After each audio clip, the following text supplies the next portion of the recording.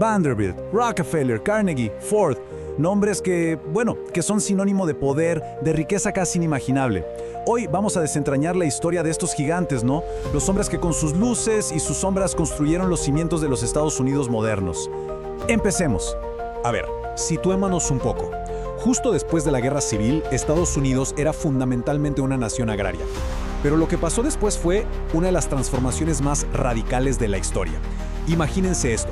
En el lapso de una sola vida, el país pasó de ser una tierra de agricultores a un auténtico coloso industrial, listo para dominar el mundo. O sea, un cambio total.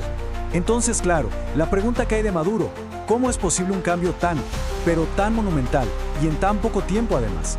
Bueno, la respuesta no la vamos a encontrar en una política o en un evento aislado, sino en las acciones de un puñado de hombres con una ambición sin precedentes.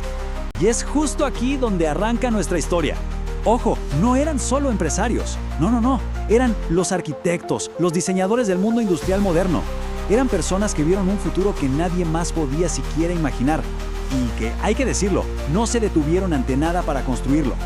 Y lo fascinante es ver cómo cada uno se apoderó de un pilar clave de la nueva economía. A ver, piensen. Vanderbilt conectó al país entero con sus ferrocarriles. Rockefeller, por su parte, dominó el petróleo, que era el combustible de la época.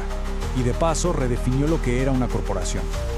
Luego está Carnegie, que literalmente levantó las ciudades modernas con su acero. Morgan, claro, era el que ponía el dinero, el que financiaba todo este tinglado. Y Ford, Ford puso a toda una nación sobre ruedas. Y aquí está la idea central, el meollo del asunto. Los ferrocarriles de Vanderbilt, los oleoductos de Rockefeller. Miren, no eran solo negocios, para nada. Eran, literalmente, las venas y arterias de una economía completamente nueva. Se convirtieron en el sistema nervioso del país. Permitieron que el comercio, los recursos y la información fluyeran a una escala, que era simplemente impensable hasta ese momento. Pero claro, es justo aquí donde la narrativa se complica. Porque todo este progreso, que era increíble, tuvo un costo, y un costo enorme. El poder que acumularon estos hombres llegó a ser tan inmenso que empezó a rivalizar con el del propio gobierno. Y de ahí nació una tensión que iba a definir a toda una era. Y fue en ese contexto que nació este término varón ladrón, o robber baron, como se dice en inglés. Y la verdad es que captura a la perfección la dualidad de su legado. Porque, a ver, por un lado eran visionarios, capitanes de la industria, pero por el otro, para muchísimos, eran simplemente depredadores económicos. A ver, pongámonos por un momento en sus zapatos. ¿Cuál era su argumento? Su visión era bastante clara: eficiencia por encima de todo. Crearon sistemas de producción en masa con una eficiencia nunca antes vista que permitieron fabricar bienes a una escala y a un precio que en teoría beneficiaron a millones de personas y sin duda impulsaron el progreso del país. Pero el método para alcanzar esa visión, era brutal. No hay otra palabra. Implicaba aplastar a la competencia por cualquier medio necesario. Significaba consolidar industrias enteras bajo un solo control. O sea, crear monopolios que les daban un poder prácticamente absoluto sobre los precios, sobre los trabajadores, sobre todo el mercado.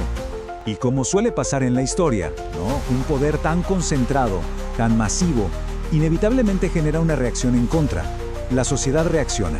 El público, los políticos, empezaron a preguntarse: un momento, ¿acaso estos hombres no se han vuelto demasiado poderosos para el bien del país? Y lo que siguió fue básicamente una reacción en cadena. Primero, el poder sin control de los titanes. Eso a su vez provocó una indignación pública generalizada. La gente empezó a exigir un cambio y esa presión social, obligó al gobierno a actuar. El resultado, la histórica ley Sherman Antitrust. Y este es un punto absolutamente crucial. Porque esta ley, la ley Sherman, redefinió por completo la relación entre el poder de las corporaciones y el Estado. Marcó el inicio de la regulación federal moderna y, lo más importante, estableció un principio que resuena hasta el día de hoy: que ninguna empresa, por más poderosa que sea, está por encima de la ley. A ver, sería fácil pensar que todo esto es historia, algo que pasó hace mucho y ya está. Pero la verdad es que el mundo que ellas construyeron es, en gran medida, el mundo en el que todavía vivimos. Sus acciones de la Edad Dorada esculpieron nuestro presente. Pensemos en su legado, que es innegable. La estructura misma de las corporaciones modernas viene de ahí. Las leyes antimonopolio que intentan limitar su poder son una reacción directa a ellos. Incluso la idea de la filantropía a gran escala, Eso de que los multimillonarios devuelvan su fortuna, bueno, es un modelo que ellos mismos crearon. Casi todo tiene sus raíces en esta época. Al final del día, esta historia es mucho más que solo economía o negocios. Es un estudio profundo sobre la naturaleza humana, ¿no?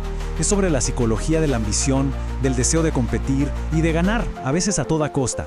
Una psicología que, por cierto, sigue impulsando la innovación y generando muchísima controversia hoy en día. La edad dorada de ellos, bueno, eventualmente terminó. Pero una pregunta muy importante, queda en el aire. Con los nuevos titanes tecnológicos de nuestra era acumulando una riqueza y una influencia que no tienen precedentes, ¿será que estamos viviendo en la siguiente edad dorada? Y si es así, ¿qué hemos aprendido realmente de aquellos hombres que construyeron Estados Unidos?